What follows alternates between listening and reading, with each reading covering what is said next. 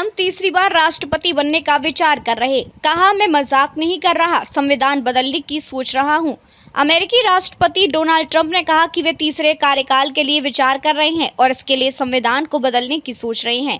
NBC news channel को रविवार को दिए एक इंटरव्यू में उन्होंने साफ किया कि मजाक नहीं कर रहे। संविधान में तीसरी बार राष्ट्रपति बनने के तरीके मौजूद हैं। ट्रंप कार्यकाल 2029 में पूरा होगा। अमेरिका में 2 बार राष्ट्रपति बनने का प्रावधान है। ट्रंप नवंबर में दूसरी बार राष्ट्रपति चुने गए हैं। इससे पहले वे 2017 से 2021 तक राष्ट्रपति रह चुके हैं। अगर ट्रंप तीसरी बार राष्ट्रपति बनने की कोशिश करते हैं तो इसके लिए उन्हें संविधान में संशोधन करना होगा। इसके लिए अमेरिकी संसद और राज्यों से समर्थन की जरूरत होगी।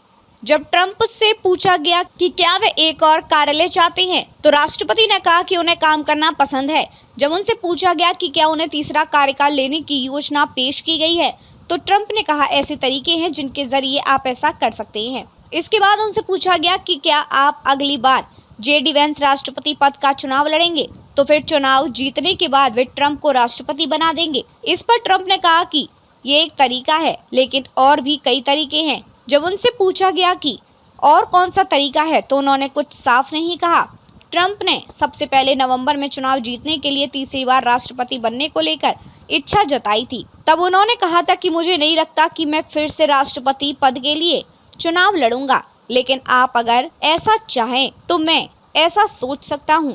इसके बाद जनवरी में ट्रंप को तीसरी बार राष्ट्रपति बनने की अनुमति देने के लिए संसद के निचले सदन हाउस ऑफ रिप्रेजेंटेटिव में एक बिल पेश किया गया था। यह बिल ट्रंप की रिपब्लिकन पार्टी के सांसद एंडी ओगलस ने पेश किया था।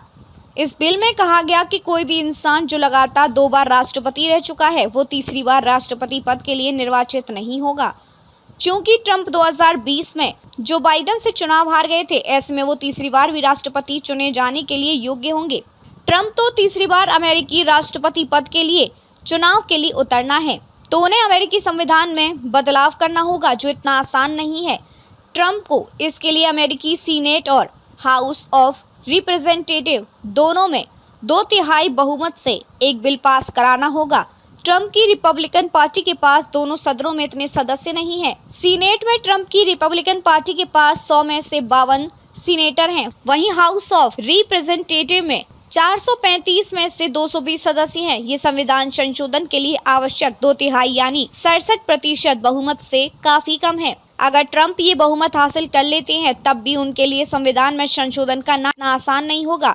अमेरिकी कांग्रेस के दोनों सदनों से बिल पास होने के बाद इस संशोधन के लिए राज्यों से मंजूरी लेनी होगी। इसके लिए 3/4 राज्यों का बहुमत मिलने के बाद ही संविधान में संशोधन हो सकता है, यानी 50 अमेरिकी राज्यों में से अगर 38 संविधान में बदलाव के लिए राजी हो जाएं, तो ही नियम बदल सकते हैं।